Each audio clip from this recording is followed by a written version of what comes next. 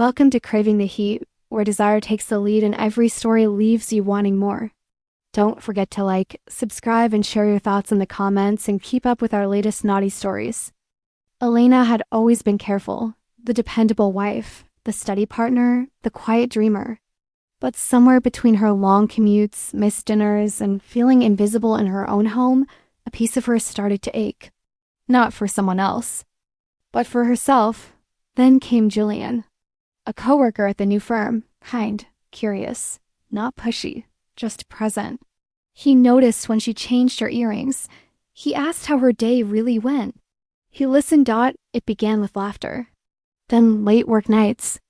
Then one moment, a risk that changed everything. What followed was not just betrayal, but reckoning, guilt, reflection, and unexpectedly clarity. Because sometimes the wrong step leads you back to who you truly are, even if the path is messy. Elena never imagined she'd find herself drawn to someone like Julian. Her marriage to Mark hadn't always been hollow. There were beautiful years, shared dreams, late-night movie marathons, spontaneous road trips, and the quiet strength of building a life together. But somewhere along the way, they became more like business partners than lovers. Conversations were functional. Touches were few, and silence filled more space than words. She never blamed Mark entirely. They both got busy, comfortable, complacent. Then, Julian came into the picture. He wasn't flashy or overly charming, just attentive. He laughed at her jokes, asked about her art, something even Mark forgot she used to love, and always remembered how she took her coffee. At first, it felt like nothing, just kindness. Then came the shared rides to client meetings, the after-hours talks when they stayed late at the office. And slowly, the space between them began to feel dangerous. She felt alive again. It terrified her. One Friday evening, after a draining day, she and Julian stood by the window of the conference room. Rain tapped softly against the glass. She told him about her recent painting, a canvas of broken reds and murky blue shadows, and he just listened. Then, as she turned to leave, his hand brushed hers. He didn't move closer. He just looked at her, searching, not demanding. "I'm sorry," she whispered, eyes wet. "I shouldn't feel like this." "You feel," he said quietly. "That's human." She left in a rush.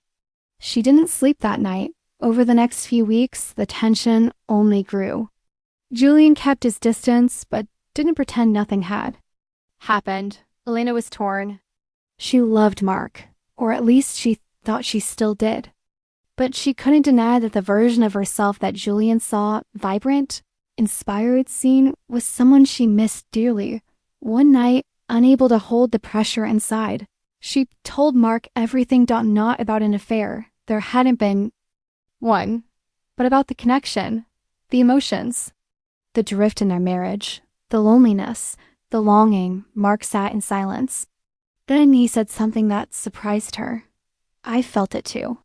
The distance, the cold space between us. But I thought we were just enduring it." They talked for hours through the night. For the first time in years, they faced the cracks they both ignored. In the weeks that followed, Elena made space, not just for Mark, but for herself. She painted again. She took time off work. She didn't avoid Julian, but she set clear boundaries. He understood. He respected it.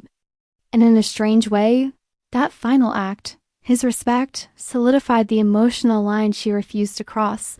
Eventually, Elena and Mark went away for a weekend. Something spontaneous. They hiked, watched stars, kissed like they hadn't in years. And though things weren't perfect, they were finally honest. Elena hadn't told anyone about her conversation with Mark. Not her sister, not her best friend. She wasn't looking for validation. What she needed, more than anything, was space. The kind of space where a person could breathe again without guilt pressing into every exhale. Mark had been quiet since their long talk, but not cold. If anything, he had become more present, more curious about her day, more aware of how silence had filled their marriage like fog. They started having dinners together again, not always talking, but sitting close, sharing a bottle of wine, listening to old jazz records that reminded them of their early dates. But change wasn't instant. It never was. Elena still thought of Julian, not with longing, but with complexity. He had been a mirror. He reminded her of the woman she used to be before routine dulled her edges. And in some ways she was grateful, not for the temptation, but for the wake-up call. At work, things remained professional. Julian no longer lingered near her desk or made knowing eye contact across rooms. They didn't take late-night calls or exchange long, unspoken glances. There was mutual respect and a silent understanding that their moment had passed. She didn't miss the thrill. She didn't want to. What she wanted now was truth, with herself, with Mark, with everything that had become quiet inside her. On a cool Sunday morning, Elena woke early and walked to the nearby lake, sketchbook in hand. The path was empty. Trees stood like old friends. She sat on a bench and began to draw. No agenda, just motion. Her fingers moved fast at first, then slowed, finding shapes in the chaos. Mark joined her an hour later, carrying 2 coffees. He didn't speak when he saw the sketch. He sat beside her and sipped. It was a portrait. Not of him, not of Julian, but of herself, shadowed and light, weathered and strong. You haven't drawn yourself in years, Mark said gently. I think I forgot who she was, she replied. He looked at her. I just didn't know how to reach her anymore. They sat in quiet agreement. The sun rose higher. A child's laughter echoed from somewhere behind them, and for a moment, everything felt suspended in possibility. That evening, Mark surprised her with an old photo album, one they hadn't opened since their honeymoon. Sand stuck in the binding, the corners of pages curling with time. They flipped through memories, some blurred, some vivid. In one photo, Elena was laughing in the rain, hair soaked, hands raised in surrender. You used to dance in storms, Mark said. I stopped when things got too serious. You can start again, he said. We both can. And they did. Over the weeks that followed, Elena and Mark took deliberate steps toward each other. Not grand romantic gestures, but small, consistent acts, leaving notes on mirrors, cooking, meals together, turning off their phones during dinner, going on walks just to talk. And then one quiet night, with candles burning low and soft music playing in the background, Elena reached for Mark. Not out of obligation or routine, but desire. Real, vulnerable, connected desire. They made love slowly, rediscovering the language of each other's skin. Not perfect, not polished, but honest. Afterward, lying tangled in the warmth of shared forgiveness and something that felt like hope, Mark whispered, I was scared I'd lost you. You hadn't, she said. I just needed to remember how to come home. And she had. The days that followed felt different.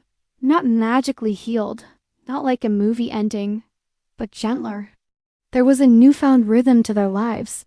Not perfect, but present. Elena no longer floated through her days in a fog. And Mark, too, seemed lighter, as if the weight of all the unspoken things between them had finally begun to lift. Some evenings, they still sat in silence. But it was no longer a silence filled with tension. It was comfortable, shared. Mark would read on the couch while Elena sketched or listened to music. They didn't always talk about what had happened, but the openness lingered in the room like soft light. One weekend, Mark suggested they leave the city for a few days. A quiet bed and breakfast near the coast, just the 2 of them. Elena was hesitant at first. Part of her still carried guilt, and part of her wasn't sure if pretending to be okay would feel honest. But they weren't pretending anymore. They were trying. On the second night there, they walked along the shoreline, shoes in hand, letting the cold waves kiss their ankles. Elena talked about her childhood. Mark talked about how scared he had been to admit that he, too, had felt lost, just in different ways. I thought if I just worked harder, he said, if I provided more and made life easier for us, you'd be happy. I needed you, Elena said quietly. Not just the things you gave me. He stopped walking. She turned toward him, surprised by this sudden stillness. "I know now," he said. "And I'm sorry it took a losing part of you for me to hear that." Elena looked at him, not the man he was at the beginning of their marriage, not the man who had disappeared into routine, but the man he was now, present, humbled. Trying not, she reached for his hand. "You haven't lost me," she said. "Not if we keep showing up." They kissed there in the dark with the ocean in their ears and the scent of salt in their hair. It wasn't a kiss of passion or urgency. It was a kiss of homecoming. Back in their room that night, Elena curled into Mark's chest, her body finally still. They talked late into the night, not about the affair, but about their future. Their dreams, what made them feel alive. It had been so long since they'd asked each other those kinds of questions. Weeks later, Elena enrolled in an evening art class, not to escape, but to create. Mark picked her up after each session, waiting in the parking lot with a warm drink and a smile. He never asked what she drew, but he always asked how she felt. Doing it, sometimes love doesn't survive betrayal. But sometimes, if both people are willing to do the work, to look inward as well as toward each other, love can become something stronger than it ever was before. Not perfect, but real. Spring arrived quietly, creeping in with the scent of new blossoms and the soft rustling of leaves. Elena found herself noticing things again. The way light pooled in corners of the living room in the morning, the sound of Mark humming as he shaved, the feel of her favorite brush between her fingers. Their life wasn't suddenly perfect. There were still hard days. Times when work drained them both, when communication failed, when old habits tried to creep back in. But now they didn't let those moments fester. They talked even when it was uncomfortable. Especially when it was uncomfortable.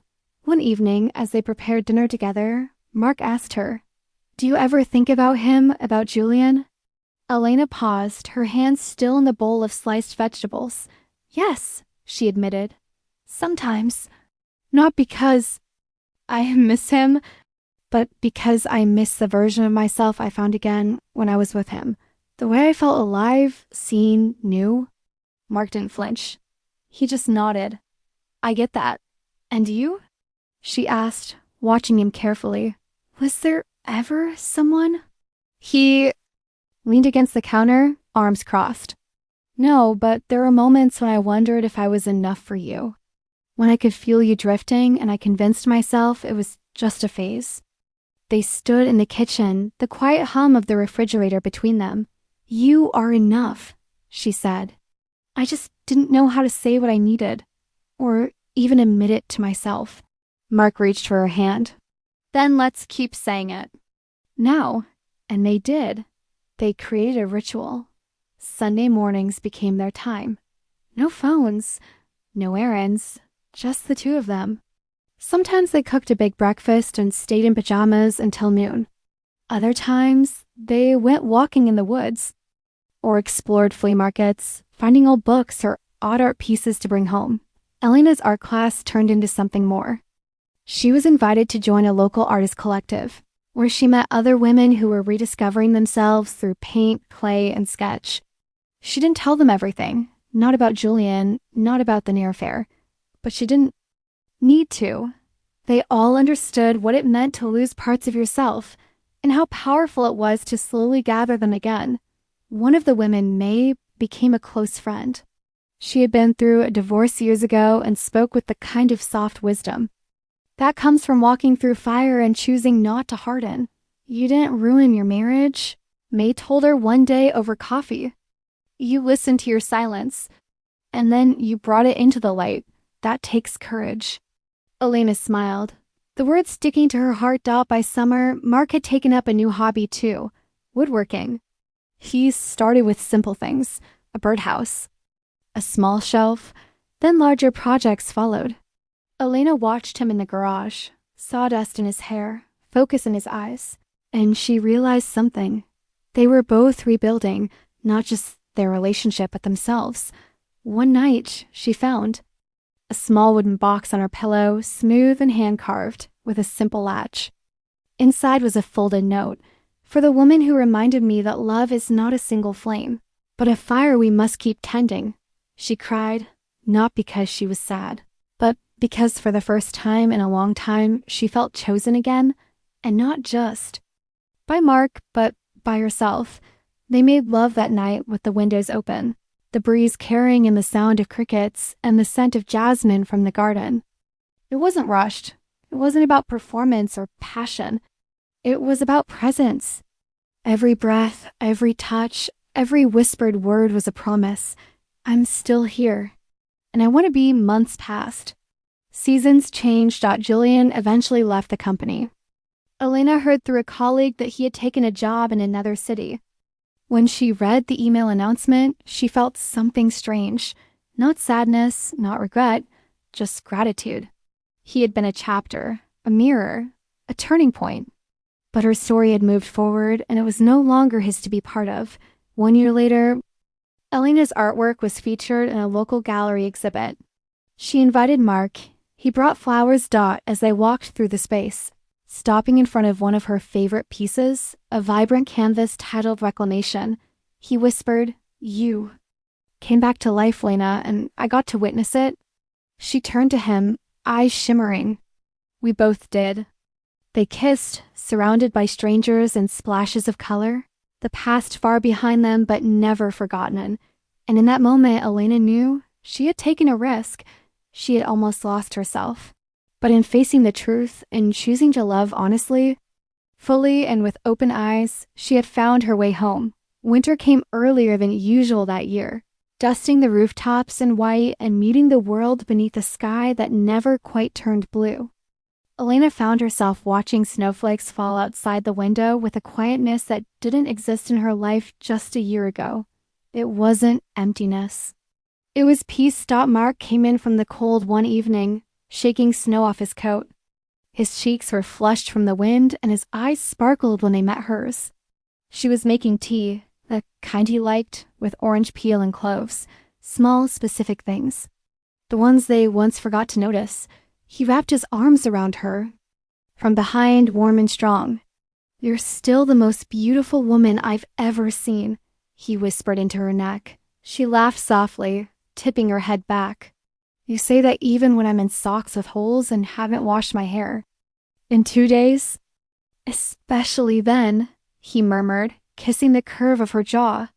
"You're real and mine." It wasn't possessive. It was grounding. A shared truth between two people who had almost lost each other to silence and secrets. Later that night, they lay tangled beneath heavy blankets, the fire crackling in the hearth. Mark traced her shoulders slowly with his fingertips. "Do you ever regret staying?"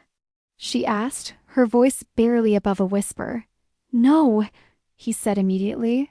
"I regret not listening sooner, not being brave enough to ask what was missing." Before someone else stepped in, she turned to face him, her palm resting on his chest. "You've always been brave. You just forgot that you were allowed to want too." Their intimacy had changed.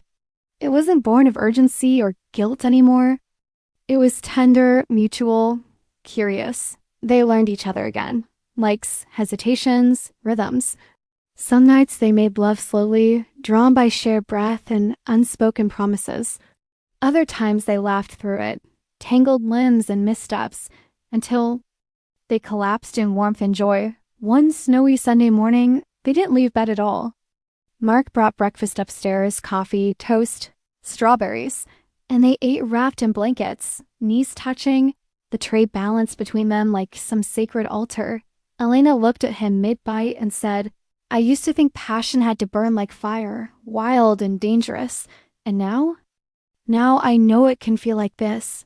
Warm, constant, like sunlight through a window you forgot was there." Mark smiled, brushing a crumb from her lip. "That's the kind of love I want to grow old with." In the months that followed, their lives kept changing, not in big dramatic ways, but in real ones. Elena's art continued to evolve, deeper, braver. Mark taught a woodworking class at the community center and found joy in mentoring teenagers who reminded him of himself at 17, raw, restless, unsure. They traveled to, not far at first, a cabin in the mountains, a coastal town, with little shops and no cell reception. They made memories, took pictures that lived in physical frames instead of cloud folders, and built something stronger than what they'd had before. Every now and then, Elena would wake in the middle of the night, thoughts pulling her to the past. She no longer cried. She didn't feel guilt, just clarity. She'd made a choice, painful, honest, terrifying, and she had done it not to destroy, but to understand what she truly needed. She turned to Mark in those moments, and he was always there. Asleep or not, when she touched his skin, he shifted toward her instinctively, arms finding her waist, breath soft against her hair, and that was enough. One crisp spring morning, as they sat outside sipping coffee and watching the world warm back to life, Mark reached into his jacket and pulled out a small envelope. "What's this?" she asked. "Open it."